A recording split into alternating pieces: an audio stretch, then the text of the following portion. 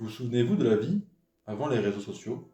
Il fallait vraiment parler à quelqu'un pour savoir comment il allait. Si tu voulais connaître les tendances, il fallait aller en ville pour découvrir les nouveaux styles. Et les débats politiques avec ton oncle ne se faisaient qu'au repas de famille, et heureusement. Vous auriez probablement aussi plus d'argent sans l'influence des réseaux sociaux sur vos dépenses. Une enquête a révélé que 57% des milléniaux ont déclaré avoir dépassé leur budget à cause de quelque chose qu'ils ont vu sur les réseaux sociaux. Les entreprises tech nous permettent de rester en contact avec notre famille et nos amis comme jamais auparavant, mais elles ont aussi créé un outil marketing incroyable, parfaitement conçu pour nous séparer de notre argent. Les réseaux sociaux font tellement partie de nos vies qu'il est souvent difficile de prendre du recul pour voir comment ils influencent nos habitudes de consommation.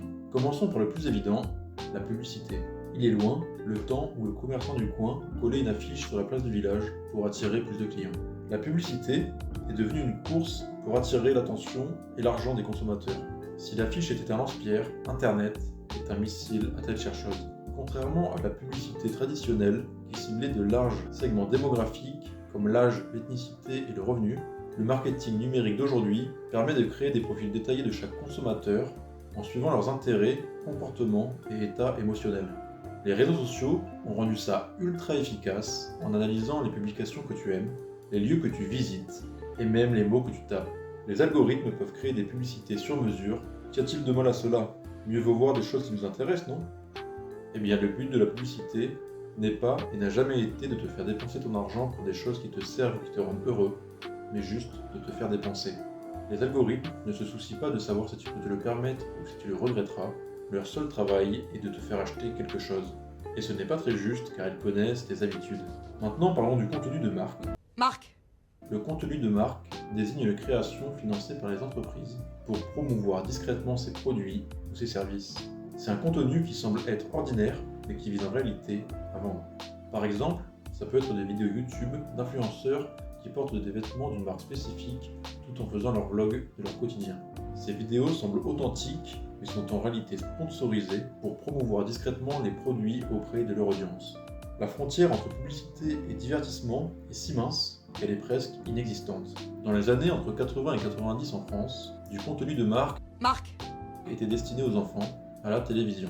Des émissions où des héros de dessins animés comme les Chevaliers du Zodiaque, de Senseiya ou les Tortues Ninja faisaient la promotion de jouets et de produits dérivés pendant leurs aventures. Ces segments étaient souvent intégrés dans les émissions pour enfants, mêlant divertissement et promotion commerciale de manière subtile. À l'époque, ces annonces étaient encadrées par des régulations visant à protéger les jeunes spectateurs de la confusion entre le dessin animé et la publicité. À l'époque, on remettait en question la moralité des publicités destinées aux enfants. Cette préoccupation semble bien naïve aujourd'hui. Les marques produisent leurs propres vidéos virales, elles ont des comptes sur les réseaux sociaux et obtiennent des likes et des abonnés comme des personnes réelles, et elles paient des influenceurs pour intégrer leurs produits dans des publications. Il existe des règles, mais l'idée générale est de rendre l'expérience du visionnage d'une vidéo indiscernable de celui de l'expérience de visionnage d'une vidéo classique. Et ça marche! Une étude récente a découvert que la génération Z était bien plus réceptive au contenu de marque que les générations précédentes. Ils sont plus susceptibles de consulter des photos de marque, Marc, de liker et de partager des publicités, et même de taguer leurs amis dedans. Ils préfèrent en fait que la publicité fasse partie du contenu plutôt que d'en être séparée. Ces publicités peuvent sembler identiques à du contenu authentique, et contrairement à un musicien, un artiste ou un créateur, dont le but est de vous faire rire, danser, pleurer, réfléchir, les marques n'ont qu'un seul objectif, vendre. C'est la sombre vérité qu'ils s'efforcent à te faire oublier. Ça aurait pu être différent. Les réseaux sociaux auraient pu adopter un système d'abonnement comme Netflix ou Spotify, où toi, le client, paye pour accéder au service, mais ils ont décidé qu'il serait plus rentable de considérer les annonceurs comme leurs clients, et le produit qu'ils leur vendent, c'est toi. Mais nous ne sommes pas entièrement innocents dans cette histoire. En réalité, la plupart des utilisateurs des réseaux sociaux se poussent mutuellement à dépenser leur argent. Obsédés par le regard des autres et notre statut, on a tendance à toujours essayer de suivre le style de vie à la mode de nos amis sur les réseaux. La pression sociale nous pousse à consommer. Si nos amis achètent une nouvelle voiture, on sent qu'on doit en acheter une nous aussi. S'ils installent une piscine, nous devons le faire aussi. Nous ne voulons pas être laissés pour compte. Ce phénomène a un nom, ça s'appelle le FOMO, le Fear of Missing Out. Nos fils Instagram sont remplis de rappels que tout le monde vit sa meilleure vie, fait du shopping dans les boutiques les plus à la mode, séjourne dans des hôtels 5 étoiles, mange dans des restaurants gastronomiques, ou sont assis dans le carré VIP des boîtes les plus branchées. Nous nous comparons à tout le monde, tout le temps. Et la seule façon de ne pas se sentir laissé pour compte, c'est de sortir et de dépenser. Le problème, c'est que tes amis Instagram ne sont pas forcément plus dignes de confiance que les annonceurs.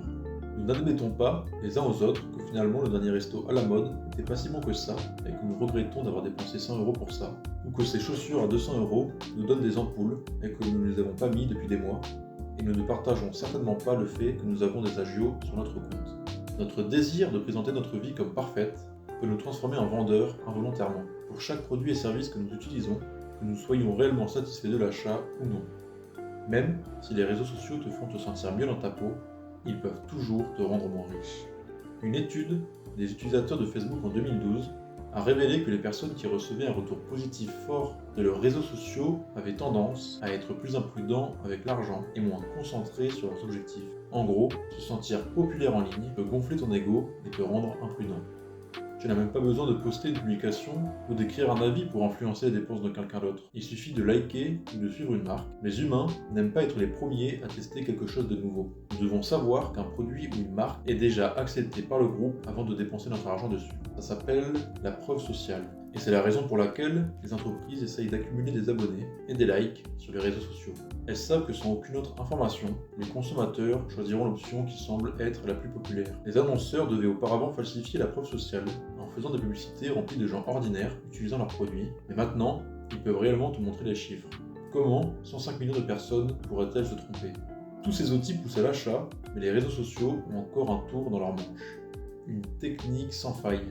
Autrefois, tu pouvais voir à la télé une publicité pour le dernier jeu vidéo qui vient de sortir, et te dire « Ah, ça a l'air trop bien !»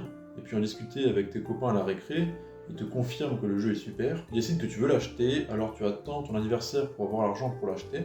Ensuite, tu dois convaincre tes parents de t'emmener à la boutique et espérer qu'il n'y ait pas de rupture de stock. Aujourd'hui, si un influenceur teste un nouveau produit ou visite un lieu touristique, il y a souvent un lien pour acheter le produit ou réserver l'expérience instantanément.